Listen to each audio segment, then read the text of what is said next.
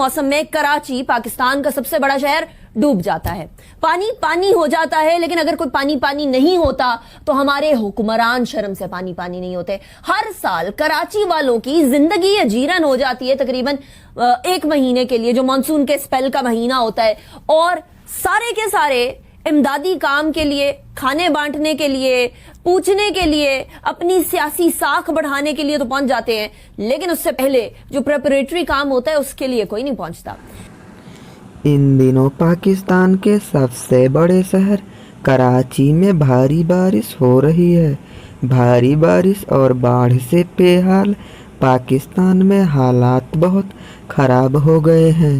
बारिश और बाढ़ की वजह से करीब 200 लोगों की मौत हो चुकी है। इस पर पाकिस्तानी मीडिया में सियासी भूचाल मची हुई है। तो आइए देखते हैं इस पर पाकिस्तानी मीडिया का क्या रिएक्शन है। दोस्तों, अगर वीडियो पसंद आए तो चैनल को सब्सक्राइब जरूर कीजिए। नदी नाले साफ करने के लिए कोई नहीं पहुंचता, अदालत को फैसला करना पड़ता है कि जाइए एनडीए में आप जाके नाले साफ करके आइए। वहां वफाक और सिंध हुकूमत की आपस की लड़ाइयां नहीं खत्म होती हैं, सियासत नहीं खत्म होती है। इस सियासत की बुनियाद के ऊपर कराची में कोई काम करने वाला नहीं है। लेकिन इस बार जो मानसून का स्पेल है वो पिछले कई सालों के रिकॉर्ड को तोड़ चुका है। बिलावल भुट्टो जरदारी साहब ने भी इस हवाले से ट्वीट की कि तकरीबन 90 साल का रिकॉर्ड तोड़ दिया इस मानसून की बारिशों ने। लेकिन चलिए माना इस बार 90 साल का रिकॉर्ड टूट गया, पिछले साल क्या हुआ था, उससे पिछले साल क्या हुआ था, और उससे पिछले साल क्या हुआ था, और पिछले 40 सालों में क्या होता चला आ रहा है? क्या हर साल यही सूरत हाल नहीं होती? क्या हर साल कराची की सड़कें नदी का मंजर पेश नहीं करती? क्या हर साल हम लोगों को गाड़ियों की बजाय कश्तियां लाने का सोचना नहीं पड़ता कराची में? तो ये तो हो गई एक बात। लेकिन मेरा एक सवाल हमारी नेशनल लीडरशिप से है, और वो ये है कि आज से 40 साल 30 साल पहले हमने डैम्स बनाए होते तो अभी जो मुख्तलिफ शहरों में दरिया भर जाने की वजह से और इंडिया ने जो पानी छोड़ा है विदाउट एनी वार्निंग, उसकी वजह से जो हम इमरजेंसी लेवल पर पहुंच चुके हैं, दरिया चनाब जो है वो, इसके अलावा जो इस्लामाबाद रावलपिंडी के यहाँ रिवर सवा है वो, यानी रिवर्स जो भर गए हैं, इनके ऊपर अगर हमने डैम बनाए होते तो आज क्या इन फ्लैश फ्लडिंग से हम बच ना जाते? क्या हमारे हुक्मरानों में दूरअंदेशी नाम की कोई चीज है, या फिर वो ये चाहते हैं कि जानबूझ के अवाम इस मसाइल से दो चार हो ताकि उस मौके के ऊपर जाकर अपनी सियासत चमकाई जा सके? यही सवाल आज मैं तीनों बड़ी सियासी जमातें जो हैं उनके लीडरान के सामने रखने वाली हूं। मैं तारुफ करवाती हूं मेरे मेहमानान का। कमल चौजम हमारे साथ मौजूद है, पाकिस्तान तहरीक इंसाफ की एमएनए है, रहनुमा है, पार्लियामेंट्री सेक्रेटरी है प्लानिंग एंड डेवलपमेंट की। बहुत शुक्रिया कमल, आपने हमें ज्वाइन किया। इसके अलावा पीएमएलएन के रहनुमा है हमारे साथ सेनेटर गौस मोहम्मद नियाजी साहब, बहुत शुक्रिया आपने ज्वाइन किया। पीपल्स पार्टी के रहनुमा हमारे साथ सेनेटर ज्ञान चंद साहब, बहुत शुक्रिया आपने भी हमें ज्वाइन किया। बात करेंगे इस हवाले से। कमल, सबसे पहले आपकी तरफ।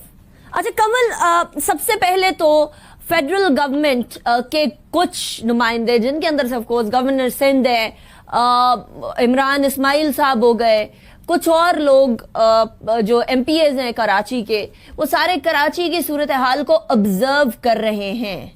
लेकिन क्या ऑब्जर्वेशन के अलावा फेडरल गवर्नमेंट कराची के मसाइल को ईज करने के लिए कुछ कर सकती है या नहीं? बिस्मिल्लाहिर्रहमानिर्रहीम। Thank you very much Anika, बड़ा अच्छा क्वेश्चन किया आपने, और इसके जवाबात जो हैं वो पुरानी स्टेटमेंट्स सीएम जो सिंध है माशाल्लाह मिस्टर मुराद अली शाह साहब, उनके जो बयानात हैं उसमें आपके तमाम सवालों के जवाब हैं। सबसे पहली बात तो ये है कि जिस वक्त हमारे 14 एमएनए, अगर एमएनए का इख्तियार देख लें 18वीं तरमीम के बाद, तो वो सूबे में जाके कोई काम इफेक्टिवली नहीं करा सकता, उसके पास कोई इख्तियारात नहीं है।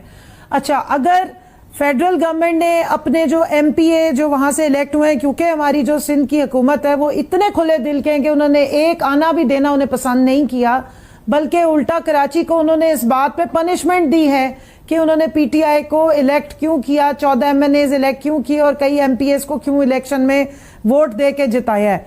تو اس وجہ سے انہوں نے پنشمنٹ دیتے ہوئے ایم پی ایس کو کوئی فنڈ نہیں دیے. لیکن جب فیڈرل گورنمنٹ نے کوشش کی کہ اپنے ایم پی ایس کو ایم این ایس کو فنڈ دیں اور سکیمز دیں اور ایسی کوشش کریں کہ وہاں جا کے کوئی ڈیولپمنٹ کرا سکیں, تو مراد علی شاہ صاحب کا آن ریکارڈ سٹیٹمنٹ ہے کہ یہ اگر فیڈرل اس طرح آ کے ہمارے اس میں دخل اندازی نہیں کر سکتا. دوسرا, ان کی 18ویں ترمیم جو ایک بقول ان کے آسمانی صحیفہ بن چکا ہوا ہے اس کی بے ادبی ہو جاتی ہے اور ان سب کو ایک تماشا لگ جاتا ہے. لیکن ہوتا یہ کہ کرونا کا جب ٹائم آیا, جو ایک صدی میں پوری دنیا نے نہیں دیکھا تھا, جب کرونا کا ٹائم آیا تو ان کا رونا ہم نے آسمانوں پہ دیکھا کہ فیڈرل حکومت ہمیں پیسہ دے, فیڈرل حکومت ہمارا کام کروائے, یہاں پہ لوکل گورنمنٹ کے لیول پہ بھی آ کے فیڈرل گورنمنٹ کام کرے. آج آپ دیکھ رہے ہیں, اور اس کے علاوہ آپ دیکھ لیں 12 سالوں میں پی ایف سی یعنی پروونشل فیڈرل جو کمیشن ہے اس کو انہوں نے آگے پروونشل فائنینشل کمیشن کو انہوں نے آگے نہیں ہونے دیا. بلدیاتی نظام نہیں کیا لوکل, جی ہاں, بلدیات کو افیکٹو نہیں ہونے